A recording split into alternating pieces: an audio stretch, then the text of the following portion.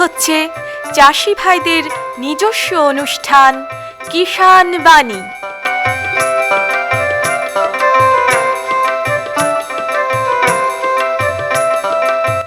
কৃষি, মাছ চাষ, প্রাণী সম্পদ উন্নয়ন, সমবায়, ফল চাষ, কৃষি প্রযুক্তি, পশুপালন, গ্রামোন্নয়ন এ সব কিছু জানতে শুনুন কিষাণ বাণী।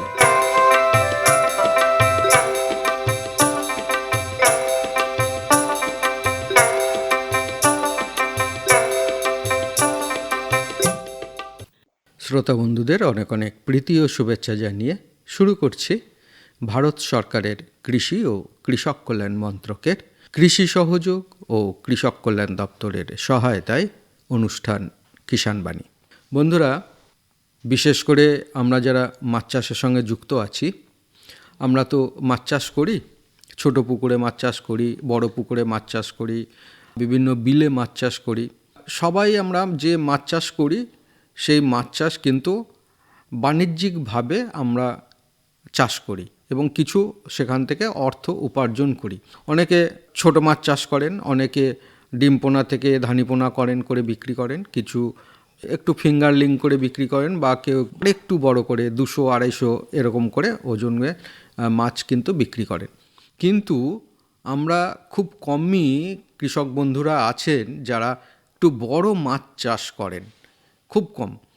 কিন্তু আমরা বাজারে এই মাছ খুব কমই দেখি। কিন্তু এই বড় মাছ চাষে কিন্তু লাভ আছে। কিভাবে আমরা বড় মাছ চাষ করব, এই বিষয় নিয়ে কিন্তু আজকে আমরা আলোচনা করব যে বড় মাছ চাষ একটা লাভজনক চাষ কিন্তু।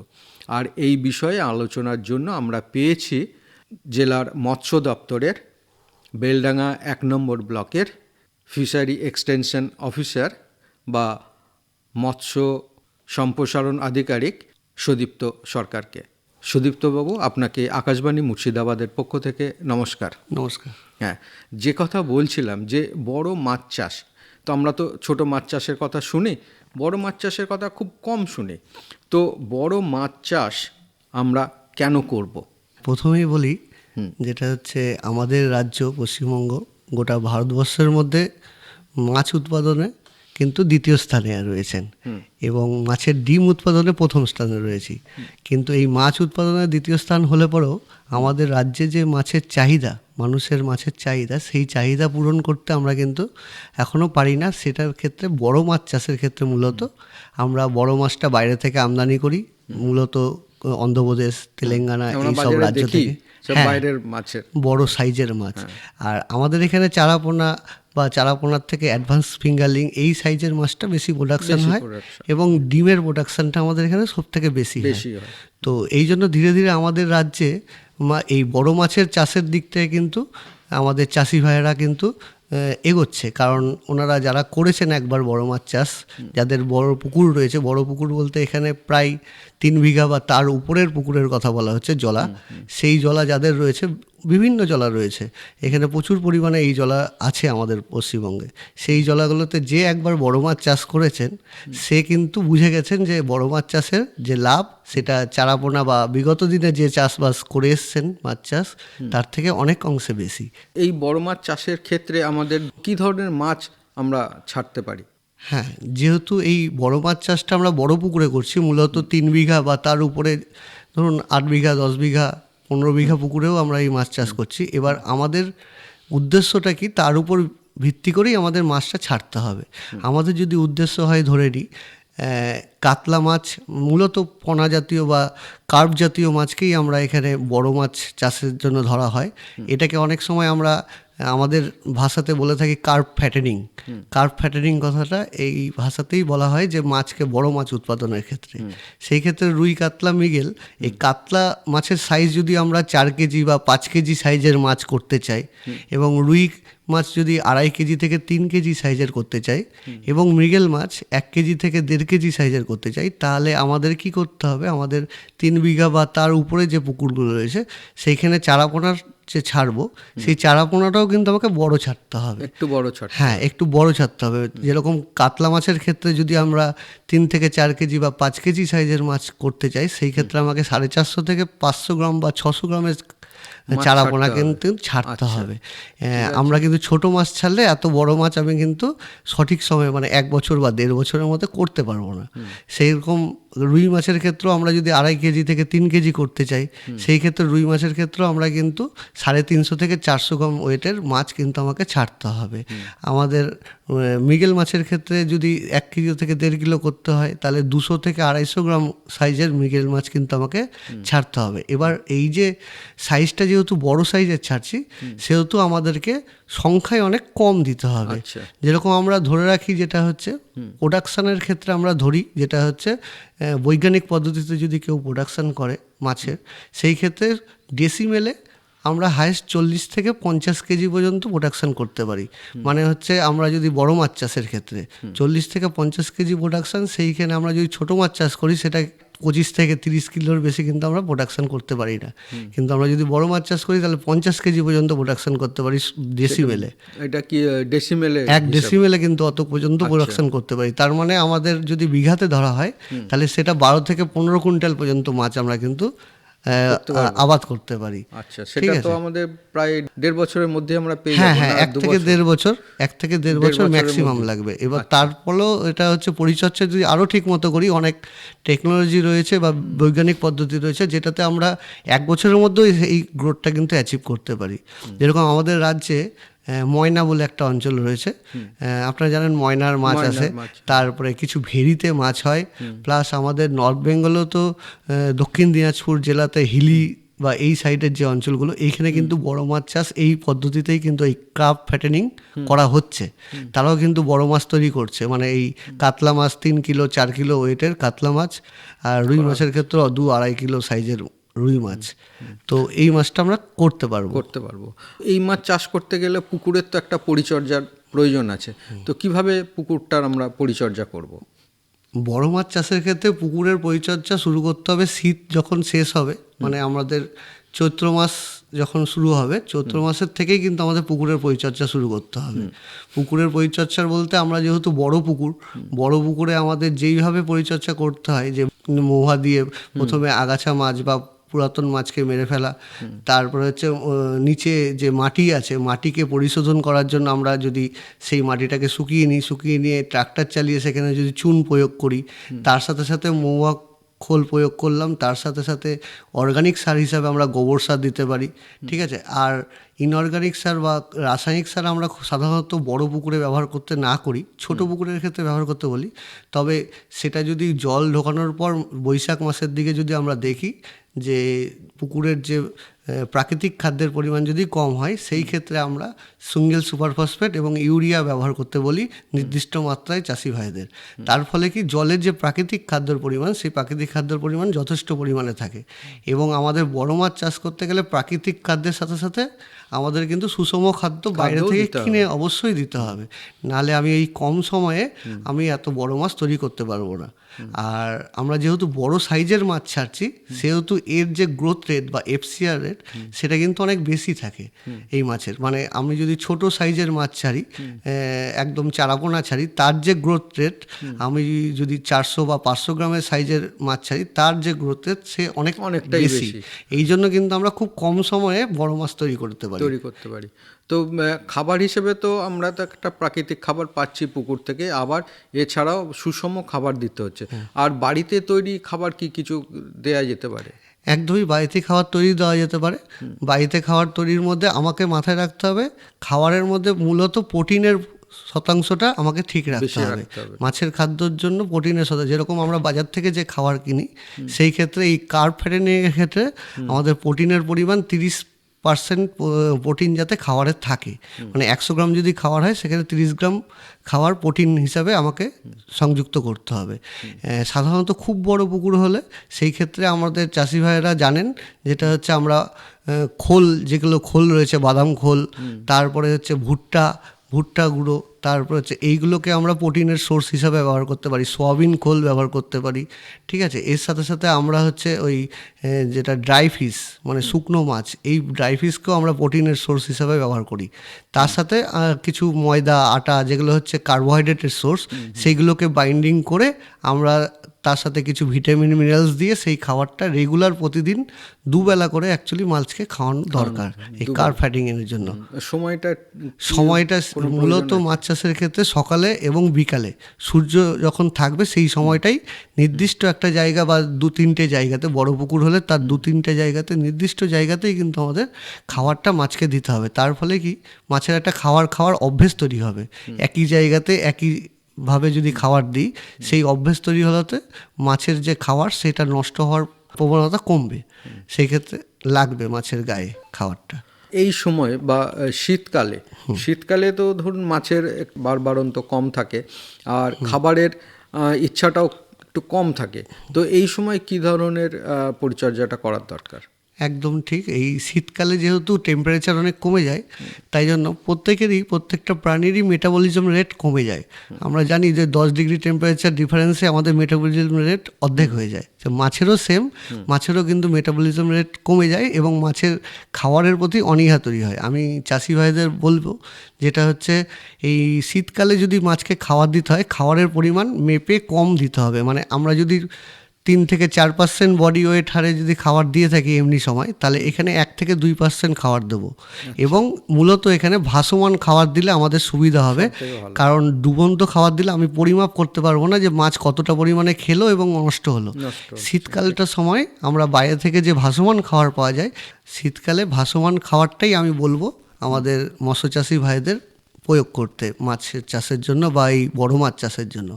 যেহেতু যেটা বাড়িতে বানানো বা ফার্মে বানানো খাবার, সেই বানানো খাবারটা আমরা দুঘণ্ট খাবার দিই, সেই ক্ষেত্রে সে বুঝতে পারবে না যেটা হচ্ছে খাবারটা কত পরিমাণে মাছ খেলো বা কতটা খেলো না।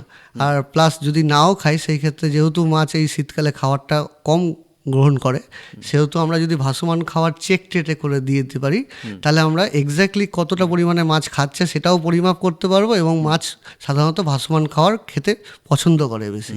এই মাছ চাষে উৎপাদন কতটা কীরকম হবে বা লাভটাই বা কেমন হতে পারে? হ্যাঁ, আমরা যদি কার্ব ফ্যাটেনিং করি বা বড় মাছ চাষ করি, সেই ক্ষেত্রে আমাদের উৎপাদন ক্ষমতা অনেকটাই বেশি হয়।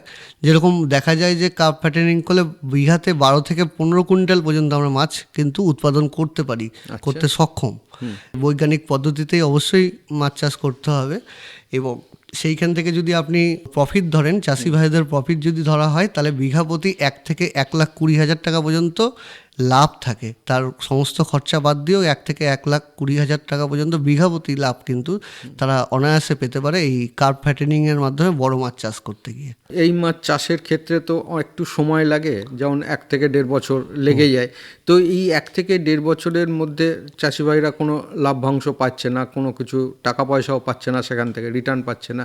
তো এর সঙ্গে যদি আমরা কিছু চাষ করতে পারি, কি চাষ করে অল্প সময়ের মধ্যে আমরা কিছু টাকা যদি উপার্জন করা যায়? হ্যাঁ, কার্ব ফ্যাটেনিংয়ের সময় আমাদের উদ্দেশ্য তো রুই কাতলা মৃগেলকে বড় করা। এর সাথে সাথে আমরা বাটা বা আরও ছোটো পোনা যে মাছগুলো রয়েছে সেগুলোকেও আমরা দিতে পারি। এছাড়াও আমরা যদি অন্য রকম অল্টারনেটিভ লাইভলিহুডের ব্যবস্থা করি, যেরকম মাছের পুকুরে যদি আমরা হাঁস রাখি, বিঘা প্রতি দেখা যায় যে 20-30টা যদি আমরা হাঁস রাখতে পারি, মাছের পুকুরের উপরেই মাচা করে যদি আমরা হাঁস রাখতে পারি, সেই হাঁসটা কিন্তু পুরোটাই মাছের যে পুকুরের ক্ষেত্রে কিন্তু পুকুরের সারের কিন্তু যোগান অটোমেটিক্যালি দিয়ে দেয়। সেই ক্ষেত্রে বাইরে থেকে কোনো সার প্রয়োগ করতে হয় না। বিঘা প্রতি আমরা ধরা হয় যে 20-25টা যদি হাঁস যদি রাখা যেতে পারে, ওই হিসাবে 1 বিঘে যদি জলা থাকে সেই হিসাবে আমরা 20-25টা হাঁস পালন করতে পারি ইজিলি। তাহলে আমার সারা বছরে কোনো সার যে আমাকে বাইরে থেকে প্রয়োগ করতে হয়, রাসায়নিক সার বা জৈব সার, সেই প্রয়োগ করার কোনো দরকার হবে না। তাছাড়াও এই শীতকালের সময় মূলত মাছটা আমরা ধরি না, সেই ক্ষেত্রে শীতকালের সময় হাঁসের কিন্তু একটা খুব চাহিদা থাকে। তাই হাঁসটা বিক্রি করেও সে অল্টারনেটিভ লাইভলিহুড তার চালাতে পারে। এছাড়াও আমি বলে থাকি যে পুকুরের যে পাড় হয়, বড় পুকুরের আলগুলো কিন্তু খুব বড় বড় হয়, অনেকটা বড় হয়। সেখানে বিভিন্ন ধরনের সবজি চাষের সাথে তারা ভুট্টা চাষ করতে পারে। ছোট গাছ ভুট্টা চাষ করলে একাধারে ভুট্টা প্রোডাকশন হবে এবং ভুট্টার সাথে সাথে ভুট্টা দিয়ে তারা কিন্তু মাছের খাবারের যোগানটা ভুট্টা থেকে করতে পারবে, কারণ ভুট্টা খুব গুড সোর্স অফ প্রোটিন। তাহলে ওখানে প্রোটিনের সোর্স যেহেতু আমাদের সারা বছরে খাওয়ার জন্য লাগছে, তো ভুট্টা চাষটা কিন্তু আমরা করতে পারি, একদম করতে পারি, পেয়ে যাচ্ছি। আর এই চাষ করতে সরকারি কোনো সহযোগিতা আছে? হ্যাঁ, সরকারি 2 রকম সহযোগিতা রয়েছে। যেটা হচ্ছে আমার বিগ ফিশ বা বড় মাছ চাষের ক্ষেত্রে রাজ্য সরকারির একটা প্রকল্প রয়েছে, বিগ ফিশ প্রকল্প। সেইখানে বড় মাছের চারা এবং হচ্ছে মাছের ভাসমান খাওয়ার, এই খাওয়ার কিন্তু আমাদের সরকারিভাবে প্রোভাইড করা হয়। সেটা আমাদের যারা মৎস্যচাষী ভাই রয়েছে, যাদের ফিশারম্যান রেজিস্ট্রেশন কার্ড রয়েছে এবং তাদের বড় জলা রয়েছে, মোটামুটি 5 থেকে 6 বিঘা বা তার উপরে বড় জলা রয়েছে, তারা কিন্তু এই প্রকল্পে অংশগ্রহণ করতে পারেন। তাকে অংশগ্রহণ করতে গেলে ব্লকের যে মৎস্য সম্প্রসারণ আধিকারিক রয়েছে তার নিজের ব্লকে তার সাথে যোগাযোগ করতে হবে। এবং এছাড়াও যাদের পুকুরে এখন জলা রয়েছে বড়, তাদের ক্ষেত্রে ব্যাংকের লোনেরও কিন্তু একটা কম ইন্টারেস্টে ব্যাংকের লোনেরও ব্যবস্থা রয়েছে। সেটা মৎস্যজীবী ক্রেডিট কার্ড বলা হয়। সেইখানে খুব স্বল্প মূল্যে, মানে স্বল্প ইন্টারেস্টে 1 লাখ টাকায় 4%, মানে 4% রেটে কিন্তু ব্যাংক কিন্তু এই মৎস্য দপ্তরের মাধ্যমে যদি লোনের অ্যাপ্লাই করা হয়, সেই ক্ষেত্রে ব্যাংক কিন্তু তাকে লোন দেয় যাদের বড় পুকুর রয়েছে তাদের মাছ চাষ করার জন্য বা বড় মাছ চাষ করার জন্য।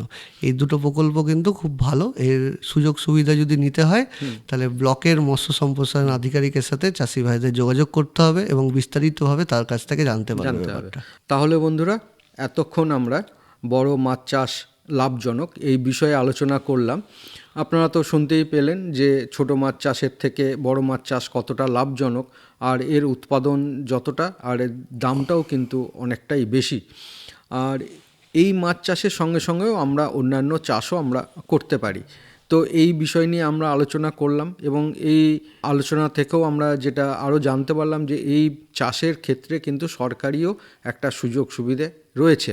তো এই সরকারি সুযোগ সুবিধে বলুন বা এই মাছ চাষ যারা করতে চান, এই বিষয়ে আরও বিশদভাবে যদি আপনারা জানতে চান, তাহলে কিন্তু আপনারা আপনার ব্লকের যে মৎস্য আধিকারিক যারা রয়েছেন তাদের সঙ্গে আপনারা অবশ্যই যোগাযোগ করে নেবেন।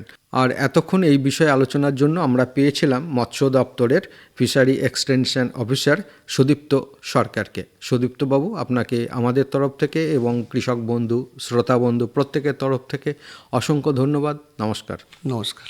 हर जोखिम से निकल कर फसल आए, सुरक्षित हो जाए। फसल बीमा से हर किसान अब आत्मनिर्भर हो जाए।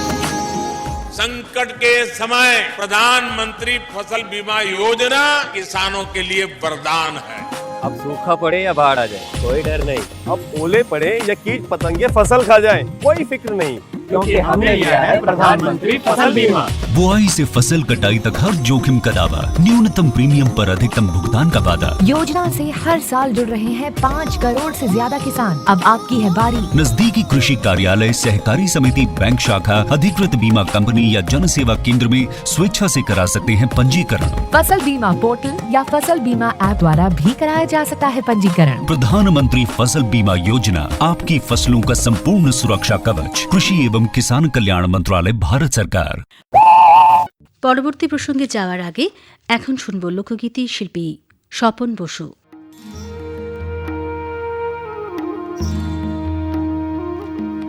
চল মিনি আসাম যাব, দেশে বড় দুঃখরে। চল মিনি আসাম যাব, দেশে বড় দুঃখরে। আসাম দেশে রে মিনি চা বাগান হরিয়া। আসাম দেশে রে মিনি চা বাগান হরিয়া।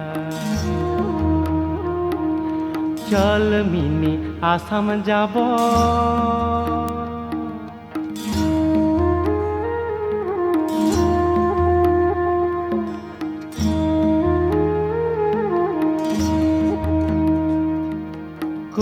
মারা যেমন তেমন, পাতা তোলা কাম গো। কোর মারা যেমন তেমন, পাতা তোলা কাম গো। হায় যদুরাম ফাঁকি দিয়া পঠাইলিয়া। চল মিনি আসাম যাব।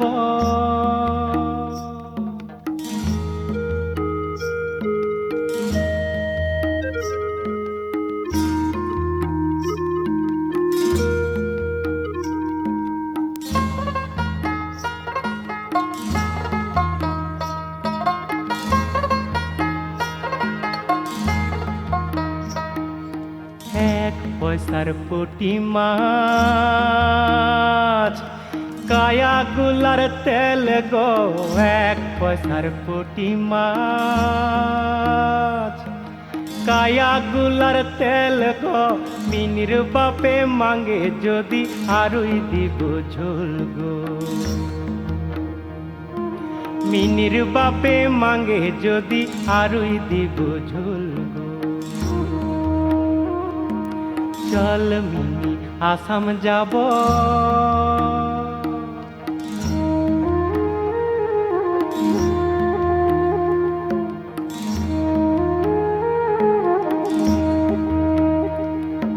সরদার বলে কাম কাম, বাবু বলে ধৈরে আন, সরদার বলে কাম কাম, বাবু বলে ধৈরে আন, সাহেব বলে লিব পিঠের চাম, রে যদুরাম ফাঁকি দিয়া পঠাইলি আসাম। চল মিনি আসাম যাব। এতক্ষণ শুনলেন লোকগীতি, শিল্পী ছিলেন স্বপন বসু। प्रधानमंत्री किसान मान धन योजना, मिलेगा पेंशन का सहारा, कृषक ना होगा बेसहारा, जुड़ेगा खुशियों से नाता, कटेगा सुख से बुढ़ापा, सुरक्षित होगा अन्नदाता, सुरक्षित होगा अन्नदाता। प्रधानमंत्री किसान मान धन योजना से लघु सीमांत किसानों का भविष्य होगा सुरक्षित और 60 वर्ष की आयु से 3000 रूपए मासिक पेंशन होगी सुनिश्चित। 55 रुपए से 200 रुपए की मासिक किश्त देकर प्रवेश कर सकते हैं। 18 से 40 वर्ष तक के किसान इस अंशदायक योजना में सरकार देगी बराबर का योगदान। सभी किसान भाई बहन इस योजना के लाभ के लिए जन सेवा केंद्र में जाएं और अपना निःशुल्क नामांकन कराएं। प्रधानमंत्री किसान मान धन योजना, अन्नदाता के परिश्रम को संबल, पेंशन से सुरक्षित उनका कर। कृषि एवं किसान कल्याण मंत्रालय, भारत सरकार द्वारा जनहित में जारी। এখন শুনবেন স্টুডিওর বাইরে থেকে রেকর্ড করে আনা অনুষ্ঠান। বন্ধুরা, আজ আমরা এসেছি রানীনগর 2 নম্বর ব্লকের গোধনপাড়া গ্রামে। আর এই গ্রামে এসেই আমরা পেয়েছি এই গ্রামেরই কয়েকজন কৃষক বন্ধুকে। আসুন পরিচয় করি। আপনার নাম? আবুল কালাম। আবুল কালাম, হ্যাঁ। আপনার নাম কি? আনোয়ার হোসেন শেখ। আনোয়ার হোসেন শেখ। তো আপনার জমি কতটা আছে? জমি এখন 4-5 বিঘা হবে, বন্ধু টন্ধু করলে এক কথায়। মানে নিজের জমি কতটা? নিজের জমি 2 বিঘার মতন হবে। 2 বিঘা জমি। আর মানে লিজ নিয়েছেন নাকি? বন্ধক নিয়ে? বন্ধক। সেটা কতটা আছে? বিঘা 4 মতো। তার মানে মোটামুটি 6-7 বিঘে ওরকম জমি চাষ করেন। তো এই 6-7 বিঘা জমিতে কি কি চাষ করেন? আপাতত এখন লঙ্কা আছে, কালাই আছে, আর কুত্তে কালাই আছে, আর আপাতত ধান আছে, আর রায় খানিকটা আছে। ধান তো মানে ওঠার মধ্যে। ওঠার মুখে। আপনার কতটা আছে? আমার বিঘা 1.5 জমি, জমি বেশি নাই। 1.5 বিঘা জমি। তো এই 1.5 বিঘা জমিতে মোটামুটি সেচের কি ব্যবস্থা আছে? সেচের ব্যবস্থা শ্যালো মেশিন আছে। মানে সব জমিতে? হ্যাঁ, ওই 1.5 বিঘা জমির উপরে শ্যালো মেশিন আছে, মেশিন ভিড়ানো হয়েছে, ওই আবাদ করি। তার মানে আপনি মানে বছরে 3টে ফসলই পান নাকি? 3টে করা যায় না, 2টা করতে হয়। তো এখন কি কি আছে জমিতে আপনার? আমার জমিতে তো বললাম বেগুন আছে, লঙ্কা আর ধান, আর আপাতত কুত্তে কালাই। বেগুনটা কি জাতের লাগিয়েছিল? বেগুনটা বলতে গেলে চায়না বেগুন। কি চায়না বেগুন? এটা কিরকম ফলন হয়? কেমন ফলন বলতে গেলে আর কিরকম, আর সবজি আবাদের আর কি বলবো, ফলন হাটে দিন আইলে পরে হয়তো 2 গুণ করে উঠলো। 2 গুণ করে। মানে এই বেগুনটা উঠবে কখন? উঠছে তো, এখন উঠছে। এখন উঠতে লাগবে। তো লাগিয়েছিলেন কখন এটা? ভাদ্র মাসের দিকে, এই শ্রাবণ ভাদ্র মাসে হবে। ভাদ্র মাসের দিকে লাগিয়েছিলেন? কতটা জায়গা? 2 কাঠায়। তো এটা কি গত বছর লাগিয়েছিলেন বেগুন? লাগাই তো প্রতি বছরই। প্রতি বছর লাগান? প্রতি বছর কি এই মানে একই জাত লাগান নাকি? এই তো যখন যেরকম পারলাম সুযোগে তখন সেরকম লাগালাম। এই তো গত বছর কেমন মানে খরচ হয়েছিল কেমন আপনার? খরচা মিনিমাম বেগুন ধারেতে 2 কাঠা জমিতে কম করে হলে 1000 টাকা খরচা হবে। 4000 টাকা। আর আপনার বিক্রি করেছেন কত? তো বাড়িতে খেয়ে দেয় তো 4000 হবে, নাহলে 5000 হবে। বাড়িতে খেয়ে দে বিক্রি হয়। বিক্রি হয়? 4000 খরচ করে যেন 4000ই উঠলো নাকি? লাভটা কি হলো আপনার? লাভ বলতে হলে বাড়িতে খাই কাটাই লাভ। খেলেন ওটাই লাভ। ওটাই লাভ। আমরা আরেকজন কৃষক বন্ধুকে পেয়েছি। আপনার নাম? চমৎকার মণ্ডল। চমৎকার মণ্ডল। আপনার এখন বয়স কত? আমার বয়স 75 75 হয়ে গেছে। হ্যাঁ। তো এই 75 বছর বয়স তো হলো এখন, তাহলে এই বয়সে এখনো চাষাবাদ করে যান নাকি? হ্যাঁ, আমি চাষাবাদ। মানে এখনো জমি জায়গা দেখাশোনা করেন? হ্যাঁ, লেবার দিয়ে করান। হ্যাঁ। তো আগে আপনি কেমন দেখেছিলেন যে জমিতে ফসল কেমন হতো আর এখন কেমন হচ্ছে, এটা একটু বলতে পারবেন যে এখন? এখন মোটামুটি সার মাটি দিলে খারাপ হচ্ছে না, ভালোই হচ্ছে। আগে যখন ছোটবেলায় ছিলেন তখন অত দূর ফসল ফলাইতে পারিনি আমরা। ছোটবেলায় ফসলটা এখন বেশি ফলাচ্ছে। তখন তো মনে হয় বছরে কি একটা দুটো ফসল পেতেন? হ্যাঁ। এখন 3টে ফসল পাওয়া যায়। 3টে পাওয়া যায়। মানে সেচ ব্যবস্থা আছে আপনার? আছে, সেচ ব্যবস্থা আছে। শ্যালো আছে, শ্যালো আছে, পাশে ডিপ আছে। তার মানে বছরে এখন আমরা 3টে ফসল পান? 3টে ফসল পান। তো কি কি লাগান আপনার? আমি ধান লাগাই, মসুর লাগাই, গম লাগাই, বেগুন, মরিচ, সব সবজি। হ্যাঁ, সব রকম। জমিটা একটু বেশি, তো আমি সব রকমের ফসলটা, সব রকমের ফসলটা মানে মানে এই জমি জায়গার উপরে, জমির উপরে সংসার আমার চলছে। তো বাড়িতে তো দেখছি আপনার গরুও আছে। গরু আছে নাকি? হ্যাঁ, গরু আছে। গরুগুলো কি জাতের এই যে গরুগুলো? গরু আছে, জার্সি আছে, হরিয়ানা আছে, এসব গরু আছে। এটা কি কবে থেকে গরুটা পুষছেন? কবে থেকে? গরু 2 বছর থেকে পুষছি। 2 বছর থেকে পুষছেন? হ্যাঁ। এখন গরুতে কতগুলোতে দুধ হয়? দুধ আমার 4টে গরু 35-40 কেজি করে হচ্ছে ডেলি। 35-40 মানে দুবেলায় হয়? দুবেলায়। তো কি করেন দুধটা? সমিতি দিদি। সমিতি আছে মানে ভাগীরথী নাকি? না আপনার ভাগীরথী যায়। গরুকে মানে খাওয়া দাওয়া কখন করেন, কিভাবে করেন? গরু আমরা নিজেরাই খাওয়াই, আমাদের মেয়েছেলে কোনো ই নাই, মেয়েছেলেবেলা তো খাওয়াই আমাদের গরু। সবাই মিলে দেখাশোনা একটু একটু করতে হয়, রাখাল কিষণ থাকে, ওরাও দেখে। তো খাওয়ার জন্য কি সবুজ ঘাস কিছু চাষ করেন? হ্যাঁ, জব বুনি। হ্যাঁ, গহমা বুনি, এসব হয়। তার মানে এই গরু থেকেও কিছু মানে আমদানি হয়? গোবরের সারটা হয়। মানে এটা জমিতে ব্যবহার করি। বাহ। আর পুকুর টুকুর কিছু আছে নাকি? পুকুর নাই আমার। পুকুর নেই? তার মানে গরু আর আপনার জমি জায়গা মানে 8 মাস পান? 8 মাস পাই। আর তারপরে বাচ্চাটা কত দিনের হয়? বাচ্চাটা গাভিন হয় 9 মাস পর বাচ্চা মানে 1-2 মাস পরেই বাচ্চাটা হয়ে যায়। হ্যাঁ, এই তো 5-6 মাস করে গাভিন হয়ে গেছে, এখনো দুধ দিচ্ছে। 5 মাস, আর 3 মাস পরে আবার বাচ্চা দেবে। তো ওই 8 মাস নেওয়ার পরে বন্ধ করে দেন নাকি? বন্ধ করিনি, এখনো একটা বন্ধ করে দিয়েছি, আর 3টে হচ্ছে এখন। হ্যাঁ। শুধু কি শঙ্কর জাতেরই গাই আছে? হ্যাঁ, আমার বাড়িতে মানে দেশি কিছু? দেশি আমার বাড়িতে গরু নেই। কেন দেশিটা বন্ধ করে দিলেন? দুধ কম। এগুলো থেকে দুধ বেশি হয়? বেশি হয় দুধ। বাছুরগুলো কি করেন? বিক্রি করে দেন? না সেখান থেকেও কিছু? ভালোই হয় সেখানে। বেশ, আপনার চাষবাস সম্পর্কে এবং আপনার গরু পালন সম্পর্কে আমরা অনেক কথাই জানলাম। এর জন্য আমাদের তরফ থেকে এবং আমাদের যারা কৃষক বন্ধু যারা রয়েছেন তাদের তরফ থেকে অসংখ্য ধন্যবাদ। নমস্কার। এতক্ষণ শুনলেন স্টুডিওর বাইরে থেকে রেকর্ড করে আনা অনুষ্ঠান।